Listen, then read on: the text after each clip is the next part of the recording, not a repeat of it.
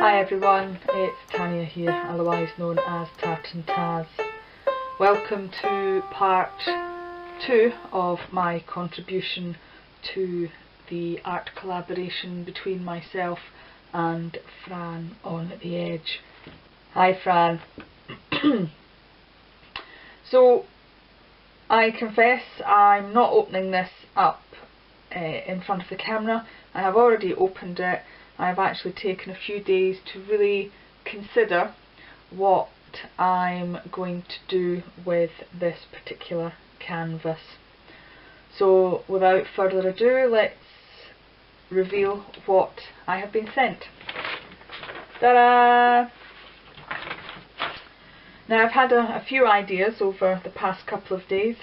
I've had it this way, I've had it that way, I've looked at it this way, I've looked at it that way, but I keep coming back to this way. Now this is just paint from the underside, I think, of that paper. So, okay. I'm probably going to put this video in fast forward, but we shall see when it comes to the editing. I'll probably voice over as well if I fast it forward. Okay, so I've had a few ideas, and so let's get on.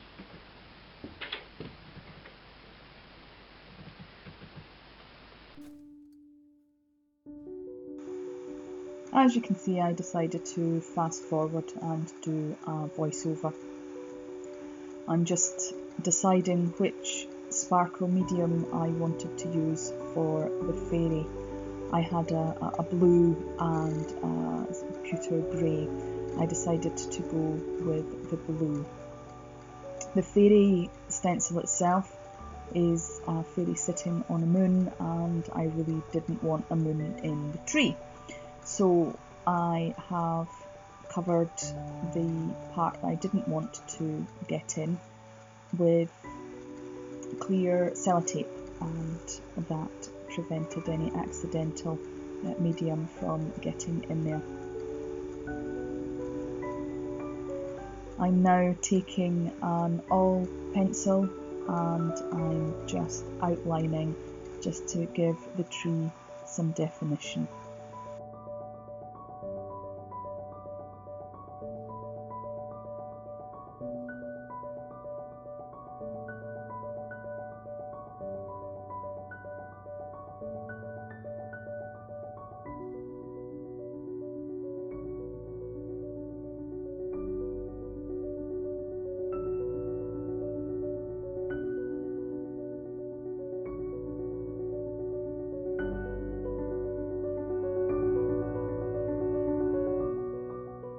I'm now using a silver metallic craft paint in an effort to give the tree a little bit more of a 3D bark effect, very similar to the silver birch.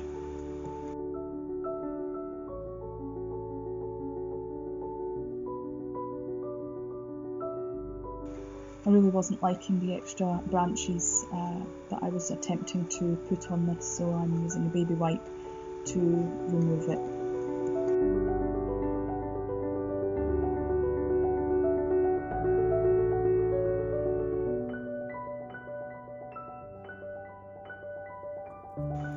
Here I'm using light modelling paste and Bluebell's stencil to build up my picture.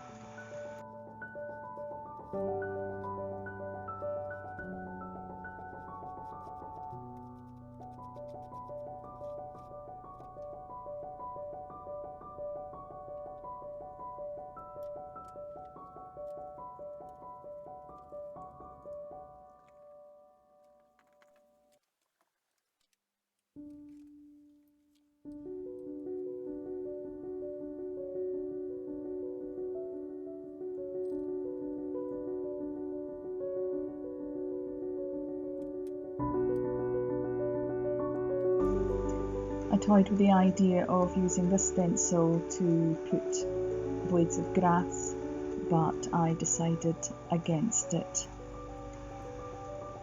I also tried to put a little bit of gesso down to give me a base, to just change the background slightly. I was toying with the idea of using stamps that I had recently bought with little tiny fairies, so I was attempting to do a bit of a base in order to stamp from. However, really wasn't liking the way that it was going, so again took a baby wipe and wiped it off. I decided that less was more, and also having listened and watched the video from Fran, I wanted to save all the bits that she was particularly loving, and so in the end decided that less was more. So what I did do was use the gesso that was already there as a frame.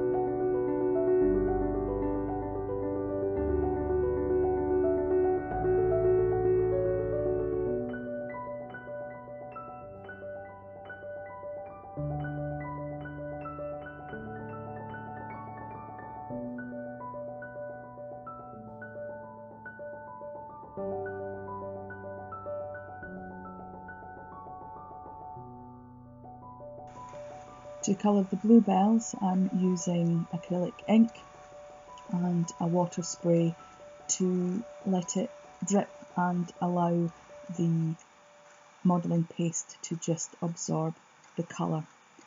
This part was particularly fun to do.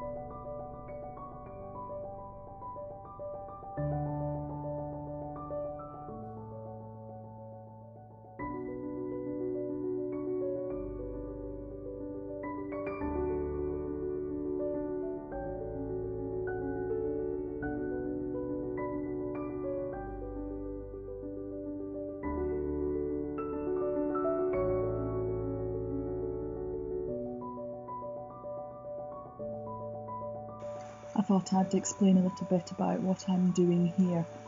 What you saw me doing earlier on was trying to darken the middle part, as it would probably be in shadow and probably would be a little bit darker, but what that did was really dull down the fairy, which then I thought, well, I'll use a little bit of white to highlight it.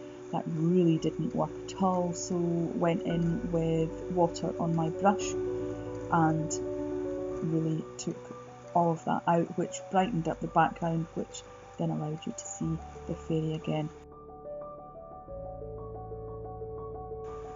As we're coming to the end of this video, I would like to say thank you very much for watching, but a huge thank you to Fran for asking me to do this collaboration with her.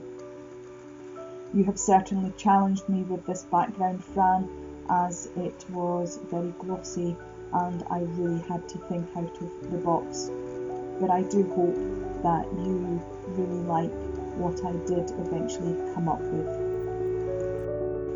If you liked what you saw, please give me a thumbs up, subscribe if you haven't already done so. I shall leave all details in the description. Bye for now.